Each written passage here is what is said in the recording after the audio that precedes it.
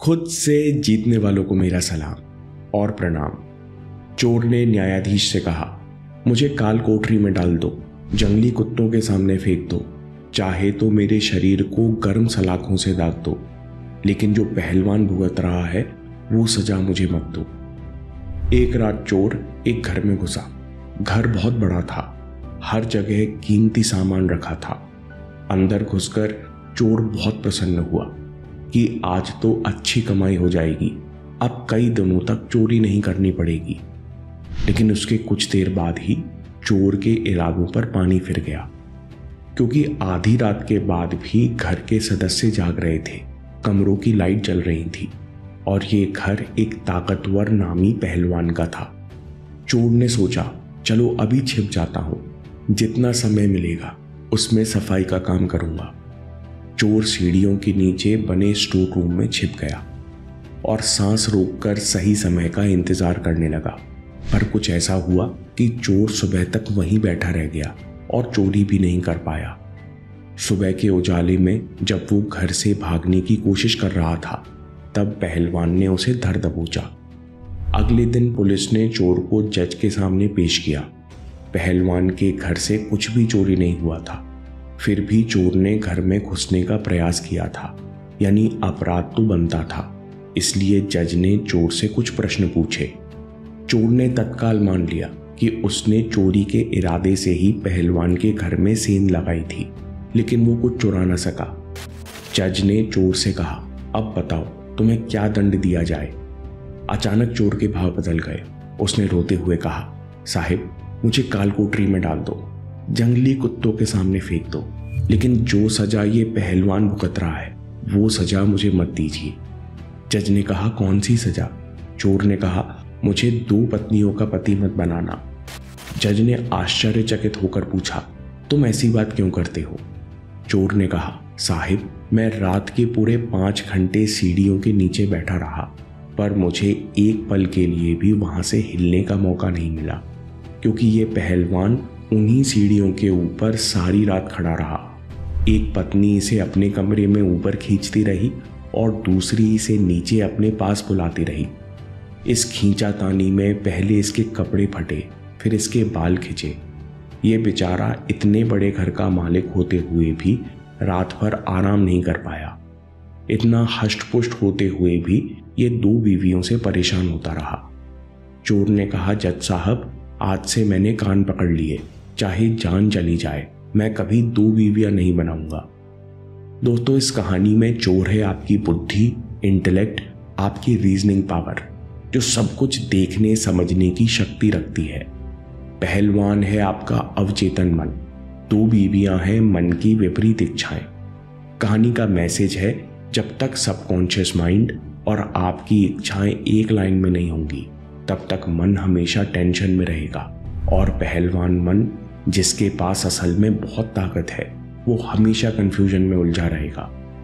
विपरीत इच्छाएं क्यों प्रकट होती हैं, इन्हें कैसे मिटाते हैं, इस बात को जानने के लिए सबसे पहले इस बात को समझो कि यूनिवर्स आपकी सारी इच्छाएं पूरी करना चाहता है। तथागत कहते हैं, हम जो भी हैं वो अपने विचारों के कारण हैं। आइंस्टाइन कहते हैं कि मुझे विश्वास है कि पूरा ब्रह्मांड हमारे विचारों का नतीजा है, यानी इस समय जो भी आपके रिजल्ट्स हैं वो आपकी छुपी हुई इच्छाओं का ही स्वरूप है, यानी आप अभी अपनी इच्छाओं को ही जी रहे हो। फिर आप कहोगे कि मैं तो बहुत कुछ करना चाहता हूँ, हर दिन कंसिस्टेंट होना चाहता हूँ, मेरी ये इच्छाएं पूरी क्यों नहीं होती? कन्फ्लिक्टिंग डिजायर्स यानी विरोधाभासी इच्छाओं के कारण। एक ओर आप बेहतर करियर बनाना चाहते हो और दूसरी ओर आप अभी मजा लेना चाहते हो, दुनिया घूमना चाहते हो। या दूसरा एग्जाम्पल, एक तरफ आप चाहते हो कि लोग आपके गहरे मित्र बने, आपको पसंद करें, वहीं दूसरी ओर आप हमेशा खुद को सही साबित करना चाहते हो। ये ऐसी 2 इच्छाएं हैं जहां एक को पूरा करने से दूसरी का नुकसान हो जाएगा। इसलिए आप हमेशा टेंशन में जियोगे और खुद से सवाल करते रहोगे कि मैं करूं तो क्या करूं।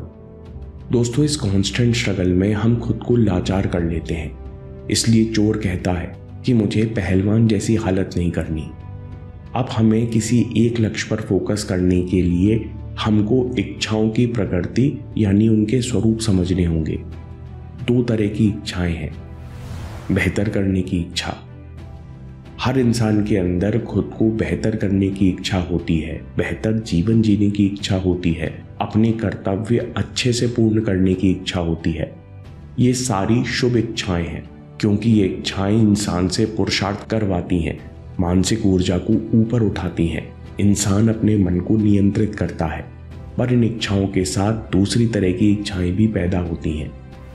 प्रतिक्रिया की इच्छा, जो केवल हमें बुरा लगने से बचाना चाहती हैं, मन को बहलाना चाहती हैं।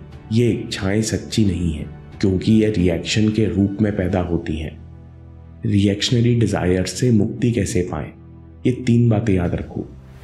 सबसे पहले दुश्मन को दुश्मन कहो। ये रिएक्शनरी डिजायर्स हमारा डिस्ट्रक्शन लेकर आती हैं। ये हमको खुशी और सुख का झूठा दिलासा देती हैं। हम जितनी बार इन्हें पूरा करते हैं उतनी बार खुद को असंतुष्ट और उत्तेजित पाते हैं। फिर हम इन इच्छाओं को दोहराते हैं और फिर भूख बढ़ती है।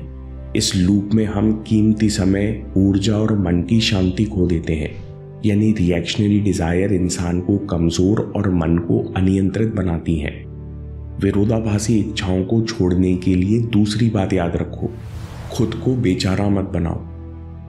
आप कहते हो कि मुझे पढ़ाई करने की बहुत इच्छा होती है, पूरी गंभीरता के साथ पढ़ने बैठता हूं, लेकिन फिर न जाने मुझे क्या हो जाता है, मैं इंस्टा चलाने पर मजबूर हो जाता हूं। आप ऐसे कहते हो जैसे आप बहुत बेबस और लाचार हो। असलियत में आप अभी स्ट्रगल से बचने को प्राथमिकता दे रहे हो। आप ही हो जो अभी विरोधाभासी इच्छाओं को प्रायोरिटी दे रहे हो। इसलिए पहले इच्छाओं का मूल कारण समझो। 2 इच्छाएं हैं। एक तरफ आप अपना करियर बनाना चाहते हो, मूल कारण आपको खर्चे, घर, भविष्य वगैरह की चिंता से स्वतंत्रता मिल जाए। चिंता नहीं होगी तो मन खुश रहेगा।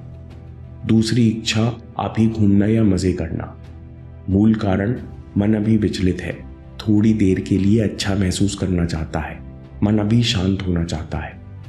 अब हमको स्पष्ट रूप से पता है कि दोनों इच्छाओं का मूल कारण एक ही है, मन अच्छा महसूस करना चाहता है। यानी हमारा उद्देश्य गलत नहीं है, बस हमारा तरीका गलत है, और ये गलत तरीका हमको कमजोर बनाता जा रहा है। अब प्रतिक्रिया की इच्छा को सबकॉन्शियस माइंड से रिलीज करो। अपने सबकॉन्शियस माइंड को बार बार संदेश भेजो कि मैं अभी मजा करने की इच्छा को रिलीज करता हूं। अभी तक मुझे पता नहीं था कि मैं XYZ आदत दोहराकर अपना नुकसान कर रहा था। अब मुझे XYZ करने की जरूरत नहीं है। स्थायी खुशी और शांति के लिए मैं सही इच्छा को पूरी करता हूं और सही आदत बनाता हूं। ऐसा करने से आपको प्रतीकात्मक इच्छाएं यानी रिएक्शनरी डिजायर्स छोड़ने में आसानी होगी। दोस्तों, कुछ बुरा होने के बाद हम सब परेशान होते हैं और मायूस होकर बैठ जाते हैं।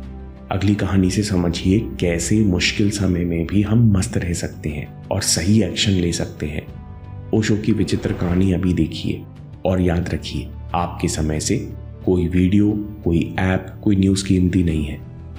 मैं काम के किस्से लाता रहूंगा। हम जीतेंगे।